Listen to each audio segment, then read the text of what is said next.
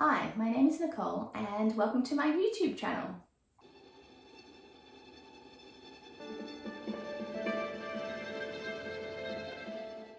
This is a place where I talk about slow making, knitting and sewing mostly.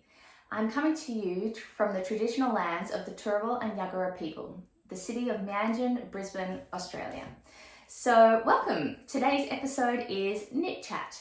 The last Knit Chat episode I did, I actually filmed in the end of January and I didn't post it until something like late February. So there's actually a lot that's happened in between then and now, and I've got a lot to show. So it was kind of fun to see that some of the yarn acquisitions from last time have now become finished objects. I've also got my dogs with me in the room today, so if you hear any funky noises, that's just them being themselves. I also got these lovely flowers today. These are not from my garden, these are from my husband for my birthday, so that was nice. My birthday was last weekend, so last Saturday, and yeah, they're still looking fantastic. Other news from me is that it's really stinky, steamy, hot in Brisbane, like always. I just wish that there was autumn already. I am kind of like sweltering in this. Actually, I'm not going to be able to wear it for very much longer. I'll just wear it for this beginning segment of the video. Yeah, some other things going on in my personal life I may or may not share in the future. And yeah, we'll see how that goes. I've got one very materialistic thing to share, and that is that I'm not going to be having my luscious lashes anymore. I'm getting them taken off in about a week. So yeah, that's all the news from me, nothing all that interesting. Today what I'm wearing is the Moonlight Cardigan by Minimi Knit Designs. I'll just write that down there. It's something that I test knit, so I finished it in time for the deadline, but it was actually quite a push. I thought it would be a lot quicker than it actually was. And I'll talk more about the details of this knit later on in the finished objects segment of this video. I just wanted to talk a bit about how I'm wearing it with this dress today. So when I made this, I thought the color would go really beautifully with a couple of dresses in my wardrobe. The other dress is a little bit more reddish maroon and it just doesn't quite go as well as this one. But unfortunately, the other dress is the one that I prefer to wear. This dress, I sewed it like 2 or 3 years ago, and the sleeves are just not a great fit. I'm actually not a fan of the pattern design house that designed this dress because I just find that there are a bunch of fit issues and their values don't align with my own either. So I've stopped making things from them, even though I have patterns from them, blah, blah, blah. That should probably be in a sewing sesh video, but I really do love the color together with this. So I'm thinking maybe I just cut off the sleeves and make it sleeveless and keep wearing it with this. So I'll pop in some photos that I took in this outfit, so that you can see what I mean about how they go together. I've also enjoyed, so it's got this like tie function. I've enjoyed tying that around the back of this and having the bow in the back of the cardigan. Aside from that, I've been wearing this as a layering piece, just an easy throw over at work when it gets quite cold with the air conditioning. So it's kind of gone with a lot of different things, and yeah, it's been working great. So I should probably save more of that talk for the finished objects segment, and I'm going to take it off now because it's quite hot. Okay, and on my chair today, I haven't really got it on the best angle, but I've got this shawl, the Lovelace shawl, which I think I've shown before on my channel. It's by Jessica Gore of the Sweater Collective, and I faded colours for it. It's not my favourite shawl. Like, I don't reach for it to grab and drape around, which is actually kind of a shame because I do really like the colours. I like the pattern. It's just, I don't know what it is that means that I don't really wear this much. but I'm enjoying seeing it draped on my shawl ladder in my bedroom. And also I think it looks really great on this chair. So yeah, I'm pretty happy with that. And I'll move straight on into the finished objects segment of my video. So I'll start off as I was talking about this cardigan that I test knit, and just give you a little closer look. So you'll remember the yarn I showed last time. It was a fingering weight yarn, and then I used Cumulus, Fiber Spates Cumulus as the fluff, and feels really great. I have to say though that the Fiber Spates Cumulus in the color Plum, it really bled a lot. Like, it's the kind of thing that left a mark on my project bag from pulling the yarn through. And when I blocked it, when I rinsed it, I rinsed it a lot of times because a lot of the color was coming out. So watch out for that if you're not using a similar color as your other color, or if you're, I'm not brave enough to wear this on white yet because I feel like it actually might leave a mark on white fabric. So we'll see. If I'm brave enough to do that, I'll report back. The construction of this was actually really excellent, this pattern construction, because it's got all this shaping. So it's not actually just like, you think of it about it and you think it's just this one big like rectangle type thing, but it's not. It's actually got really thoughtful shaping for the arms and stuff. You can't even really, you can see a little bit of it there, that it's not just like a big square. And that's what gives this a really great drape on the body. So I really enjoyed it, knitting it actually. And obviously garter stitch is really comforting, and back and forth just knits, which is fantastic. The other thing about this pattern that I want to talk about is that the yardage was way off for the test knit. Like I remember last video I said like it required 1,700 meters, 1,700 meters of each, well, of the fingering yarn, and a bit less I think for the fluffy yarn. And I just thought that was wild for something that doesn't have sleeves. I sized up a bit, so I probably could have gone, this is a size 3, I probably could have gone for a size 2, and actually if I needed it again, maybe I would try a size 2. Just because the way that the sleeves are, I kind of want something that means I could wear a statement sleeve underneath. I'm getting a bit sidetracked. I was talking about the yardage. Okay, so I'll go back to talking about the yardage. And I used basically just a little bit more yardage than the size 1. So significantly less. I don't have the stats with me. Maybe I'll write it down underneath exactly what the pattern called for and what I knit. And I wrote the feedback to the designer, and someone else who had knit the size 2 actually used less yarn than the designer had used for test knit size 1. So there's definitely a bit of a discrepancy there. And her explanation was that garter stitch tension or whatever means that yardage can differ a lot, which is like really news to me. So I had no idea that was a thing. And so the yardage thing, she ended up reducing the yardage amounts on the final pattern, which I was happy to see, but then not that much. So yeah, bit of an interesting situation there. The reason I was a bit annoyed about it, and the reason why I probably don't test that much, is because I had a 3 skein amount of the fingering, and a 2 skein amount wasn't going to be enough based on the yardage that she'd given, like by a lot. So if we think that each skein is 400 meters, right? And what she was asking for was 1,700 meters. If I have 3 skeins, that's still 1,200. I'm getting the maths wrong. It wasn't 1,700, it was 1,070. Big apologies. So it wasn't 1,700 for the whole cardigan, it was 1,070. I knew there was a 7 in there. I'm getting all mixed up with the numbers. So it asked for 1,070 meters. And then when I, when you have 2 skeins, that's 800, let's say. So I needed the 3rd skein to get even close to the finished yardage amount. I have to say I used about 1.5 skeins for this. maybe just a bit over. I'll put all the details here. Also, you can see all the details on my Ravelry.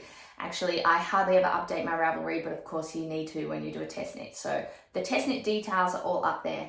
And that just kind of bummed me out because I felt like I split up a sweater quantity. Like I could have made a whole cardigan, a whole sweater with that one color, all the same dye lot, but yeah, I've broken it up, and it really is quite a shame. So yeah, that's the only kind of sad thing about doing the test knit. I think it's what holds me back from doing a lot of test knits, because they very often overestimate the yardage because they don't want you to run out and, you know, end up with a different dye lot or have to order more or whatever. But yeah, I prefer to be able to calculate exactly how much yarn that I need. Everyone's different though. The other thing that I have worked out after, you know, a month or so of wearing this is that I don't like the rolled collar just sitting free. So I blocked it, but of course, because it's stocking stitch on the collar and the rest of it is garter, the collar rolls like hell, like a mofo. So I actually want to seam it down so that I get a wider collar. So at the moment with it rolled, the collar looks like that. What I really want is for it to be that wide. So there's a bit of a difference there. You know, when it's rolled, it ends up like that. And I want to stitch it down so it ends up like that.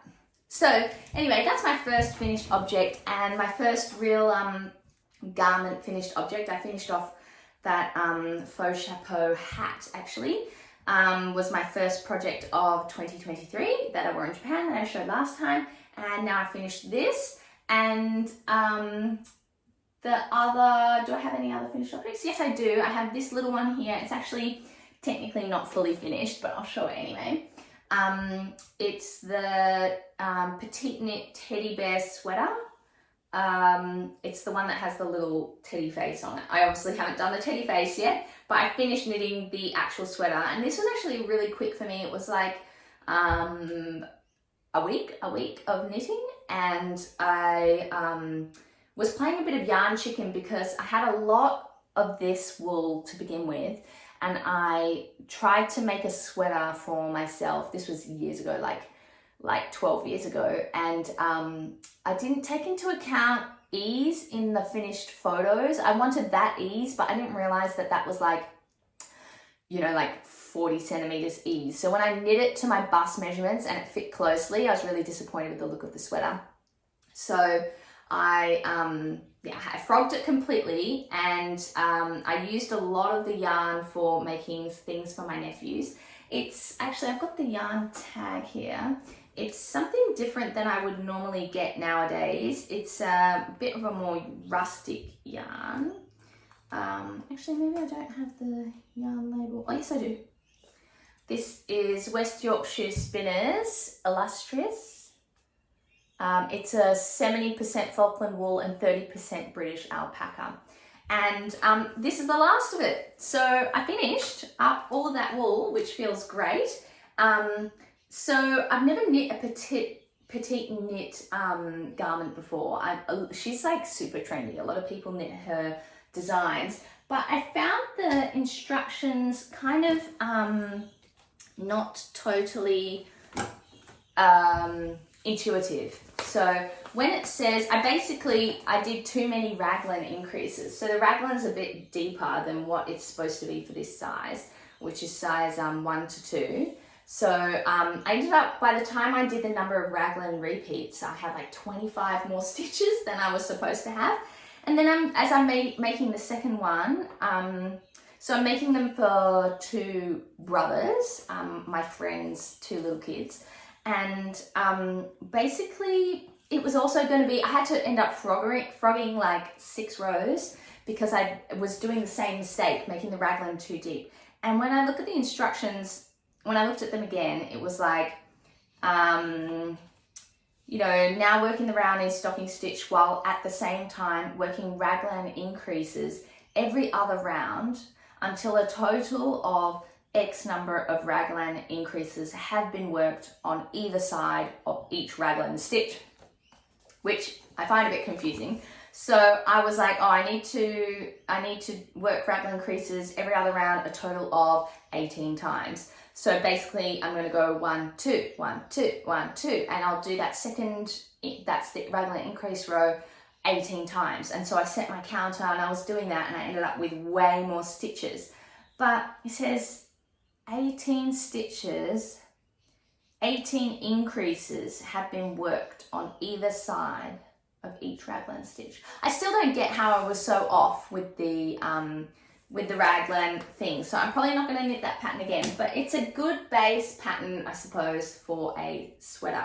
Or I would knit it again and just really check, so I reckon the raglan should have ended there. Really check what I'm doing, and well, I mean, really check the count more than the number of repeats of the raglan increase row. Okay, so I said I'm making 2 for these 2 brothers, my friend's babies.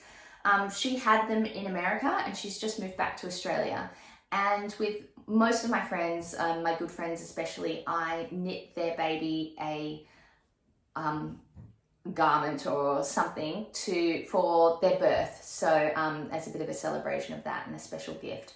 But because she was in America, I just kept putting it off and didn't really want to send something to America. And then now that she's moved back, I'm like, well, yeah, I feel really bad. I haven't actually knit anything for her children, and she is a really good friend, and she always talks about how much she admires my knitting, and how her mum and her nonna loves it too. So I really wanted to make a couple of special little jumpers for her 2 little boys. So this one will get the teddy bear face on it, and I'm really happy to have finished up all the yarn. And now I'm going to move on to my whips segment of this video, where I'm going to talk about the second jumper of the teddy bear jumper.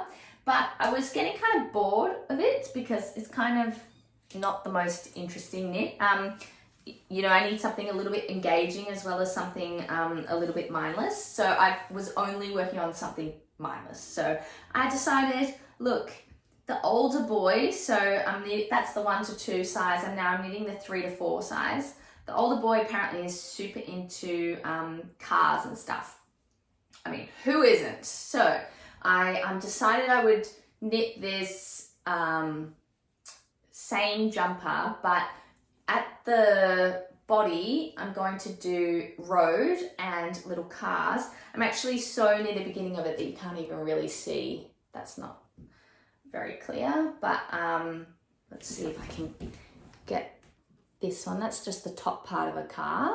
That's going to become a car, and there's going to be a bus and a police car and a tractor and a little ute truck sort of thing, like a lorry. And they're all going to be different colors on this jumper. So I think that's going to look really cool, and I actually spent a lot of time making the pattern, the chart myself. So I'll pop in a picture so you can see what the plan is and what that will look like in the end. So as much as I'm enjoying the challenge of now doing a bit of intarsia and doing something different to make it a bit interesting, it is just a bit of a pain because I got like lots of different balls of wool in this bag, and so now I'm not taking it on the train and not knitting on it that much. So I really got to get moving on this because I want to finish it in a week.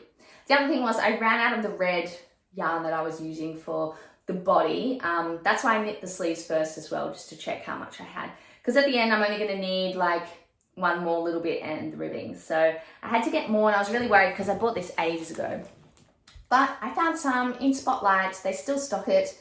It's the Cleckheaton Country 8-ply, which is a wool that I don't actually love. It's a bit, I actually don't love working with rustic things. So that's probably also why I'm in a little bit of a knitting funk, because this is rustic. This is feeling rustic. I love soft wool, superwash and merino and stuff. So yes, anyway, got enough of that. Gonna finish this off hopefully in a week, because I'm going to Sydney and I'm going to meet up with my friend and give her all these two lovely jumpers for her 2 lovely boys who I haven't even met. So I'm excited to meet them too. So that's my first whip.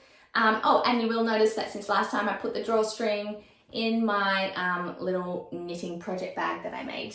It does do up, and I've just shoved this in really badly just now, but that's also why I'm not taking this traveling, because it's quite big and all the different wool balls for the intarsia. Anyway, moving on. So my next, actually, you know what I realized after my last video was that I never acknowledge my sock as a whip on my episodes. So actually that's not it, this is it. I knit one sock for Socktober. I finished it probably in December. So I have one sock and I am working on the second sock. It's just kind of my project, like now that I'm not taking this one on the train, I'm now back onto working on my socks. So I am currently very proud and happy to say that I have, let me just turn it right way out because it's knitted inside out basically. I've passed the heel turning part of sock knitting and I'm onto the cuff, which is great. So it shouldn't be that long till I finish this, theoretically. We'll see how I go. The colour is a West, no, what was the name of it? Oh, I'll have to put the name of the brand of the dyer, but the colourway is Jane Austen. It's Austen, so it's an Austen colourway, and I think it's just really, really pretty. So that's my sock. Right, the pattern also, it's from 52 Weeks of Socks, and I'll again put the thing down here because I can't remember what it's called. And very proud to have remembered to show it as a whip. So that's 1, 2, this is my third whip, and actually what I'm really excited to show you, I think YouTube will be the place where I show all my, I don't normally show progress on my Instagram, so you'll get all the little behind the scenes of what I'm working on, especially with my designs. So I did cast on my own design in that wool that I was showing last time. It's all crinkled now because I've just really shoved it in the bag for a while. Okay, also doesn't have stoppers on the needles, so I hope I don't pull stitches off. Right, so the idea was that I wanted to fade this colour, which I think was Hello Gorgeous from Skip Rope Yarn Co, into purple ponytail. And it's just faded beautifully. So it looks really nice. I wanted to do that from the bottom up. So, and with a little rolled hem here. So no ribbing, because it's got a little bit of a high-low hem. And in the front, sorry, it's a bit flimsy here. And I don't want my stitches to fall off the needles. In the front, I did a twist. So that's the main feature of this design. You know, when you're knitting in the round and it always says, you know, join and careful not to twist the stitches. I thought, what if we had a twist and then we resolved it later? So that's what that looks like. And I think it looks really cool. So that's going to be sort of at midriff level, and that's why the back hem is longer. I did that up until, so now I'm up to hopefully what I think is the bust, and I'm still working out exactly what neckline I want it to have, but it's going to be a tank, like a singlet sort of style. So that's my design, my first ever design. It's actually turning into a real garment, which is really exciting. So stay tuned for that, and actually I have a goal of finishing it, like knitting it and everything in the next, at least no longer than the end of April. So one more month and hopefully that'll be done. And I have been keeping track of like what I've been doing, so sort of writing a pattern just on my phone, but you know, I'd have to really work hard at actually writing a pattern and thinking about how, whether I could grade it for bigger sizes or whether I would ask someone else to grade it for bigger sizes. Yeah, so anyway, that's my design. I think I'm probably going to call it Twist Tee. So, I mean, similar to this, that there's going to be a twist in the front. All right, those are all my works in progress. And now I've got some new acquisitions to show you, some new yarn deliveries and things that came. All right, so the first lot I have to show you, on Boxing Day, I was like, well, look, treat yourself. Why don't you sign up to the Woolberry Collective? So Woolberry Fiber Co. is in Colorado, America. And basically shipping is a real bitch. Shipping from America, anyone from Australia or New Zealand knows it's really annoying and really expensive. Takes a long time, but also just the expense. So I think it's like $25 US to ship something here. And sometimes, you know, you can justify that by going in with some friends, or, you know, if there's a big sale, or sometimes they'll do free international shipping. I mean like various yarn companies. But I thought, you know, I'll give it a go. I'll sign up to Collective because it includes free shipping. So Collective is $40 US a month, which ends up at about $60. And with that, you get 10% ongoing discount on all of her other collections. Free shipping, so that counts for a lot. And, you know, you get your one Collective skein plus any of the other skeins. So all those other skeins are 10% off. So my first month of Collective, the colorways were mornings at the coffee shop, and I forget what the other one is, like something coffee color, and it was really brown, and I don't like brown. So I definitely had to get this one. And I was also dubious about this because, as I said, I don't like brown. I still got two skeins though, because as you know, it's my go-to. Two skeins means I can actually sort of use it as an MC in a shawl, a big shawl, or I can make a little top out of it. That's just me and my size. So I'll just come a bit closer. It actually, when it came, I was really pleased with it. So the brown is like a really sort of toffee color, still not my favorite, but the cream is lovely. And then there are just those little hints of lilac-y gray, lavender sort of gray that really sort of help ground this skein for me, in my opinion. So I got two of those, and yes, so I wasn't too pleased with the first month, as I said, but really happy when they came. They do take a long time, so these came like mid-February or something. And then in that month, she started doing her Rewind collection. So she's releasing an old colorway again. And at the first month that she did it, she said that she would combine the shipping for the Collective members. And that's just my dog over there, finding a better spot to sleep. Good boy. So she said she would include it in the Collective shipping. So I decided I would get one. But again, I didn't like the color. It's called Stash, and it's brown. So not my favorite.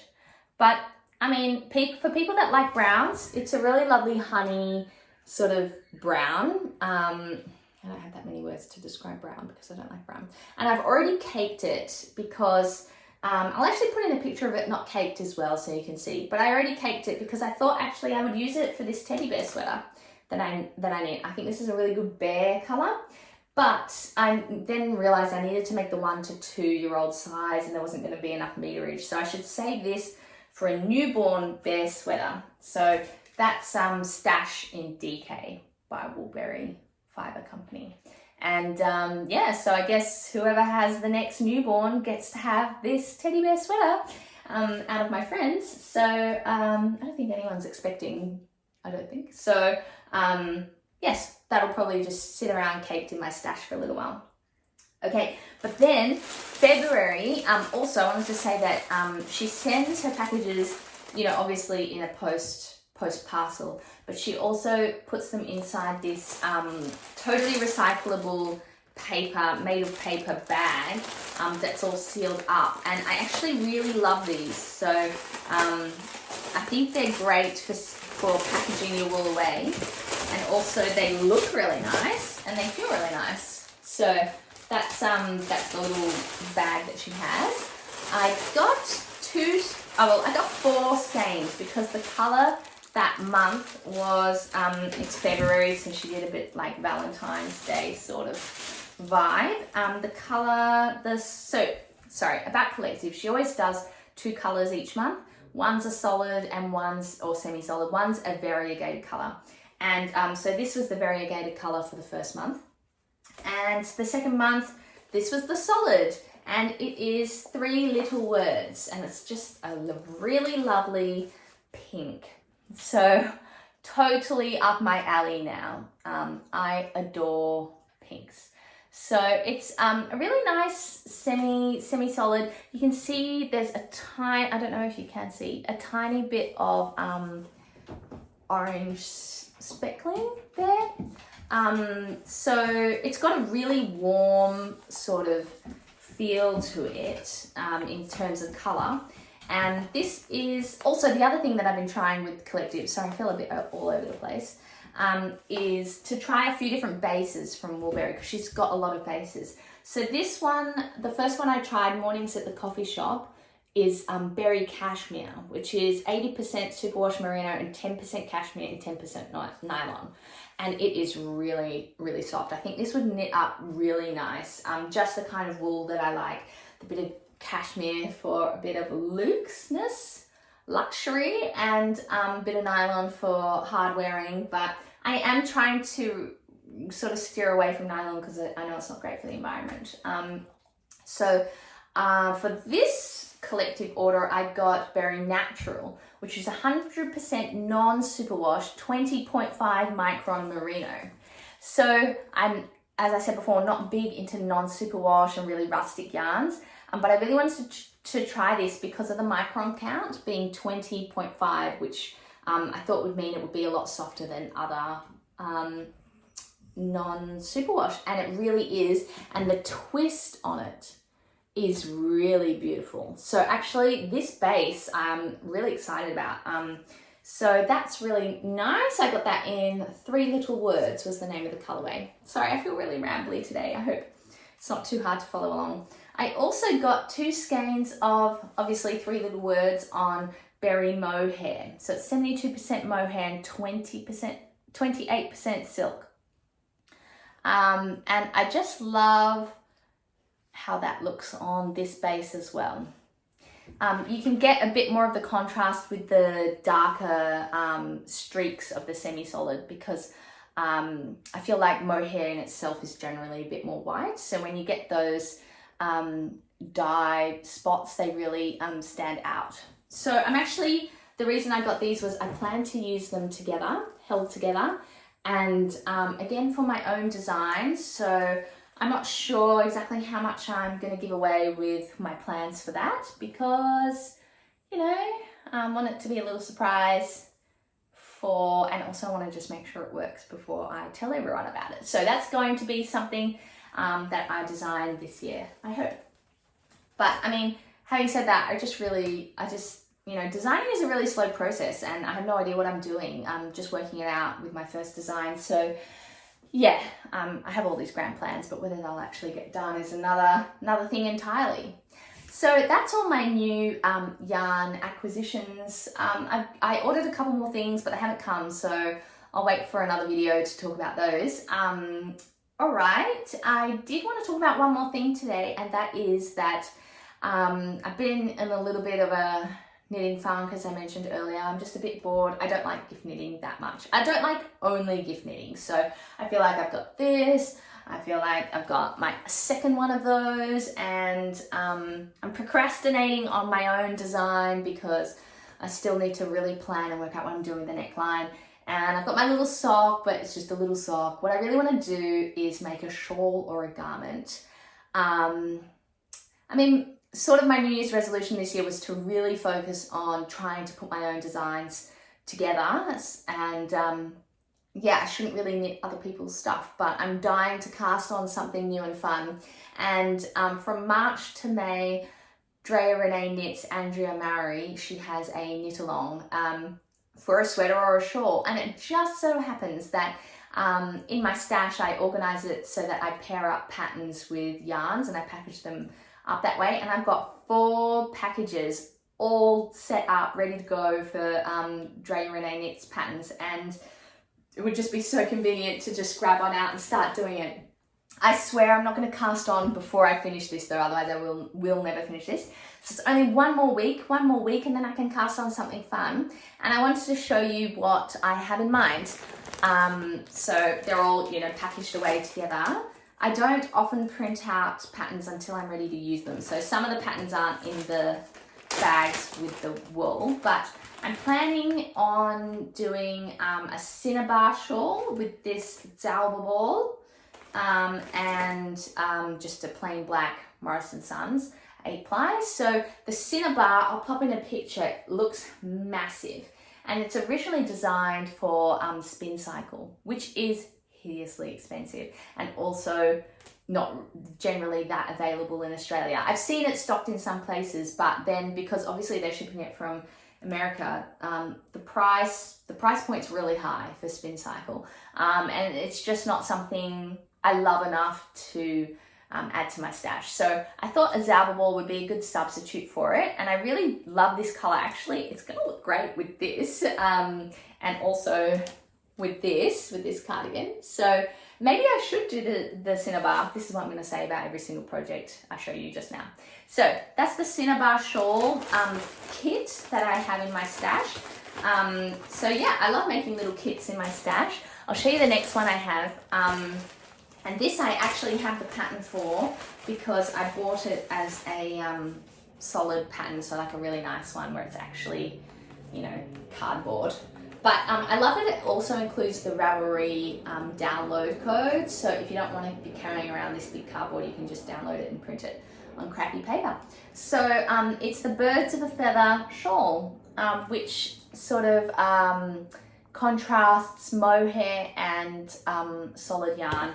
And I think, the requirements are that you have 600 yards of the fingering weight and 460 yards of the mohair. So you need basically 2 skeins of the fingering weight.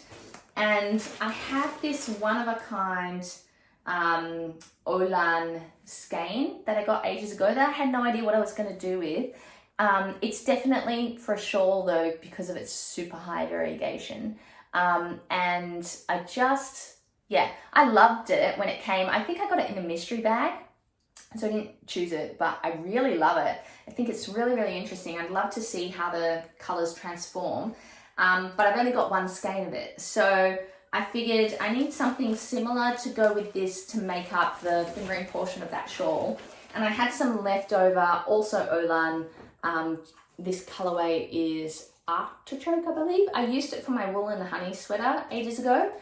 But now I'm thinking of frogging that sweater actually because I never wear it. So if I did, then I would have, 3 skeins worth, a sweater quantity of this color. So maybe I shouldn't pair that with this. I'm pretty sure I have other green leftovers, but I was hoping that that would be enough to be the main color for the shawl. Then, actually I'm just gonna let go of one of those. So main color, I think that goes pretty well. And then the mohair was gonna be this gorgeous number, which is also Olan, and it's also one of a kind. So I was very into getting Olan yarns for a while because I even signed up to a club once because shipping back then, I think it was like 5 years ago, from Ireland was like €5 or something. It was really cheap, so it was very worth getting. I don't know if it's like that anymore, and she's become a bit more of a mill as well as a dyer, so not all of the yarns are really to my taste anymore. But anyway, I haven't really checked in with it recently, so maybe I should check in on what Olan is doing at the moment. So that's the mohair, and I feel like that would all look really, really lovely together in a Birds of a Feather shawl, which I'll just show one more time. So not a lot of contrast in color actually, because it's all sort of like pink and greens and things, but a lot of I think what would look really interesting with this color combo is the contrast in translucency. So similar colors, but sometimes being transparent in the mohair and then being solid. So I think that would look really, really lovely.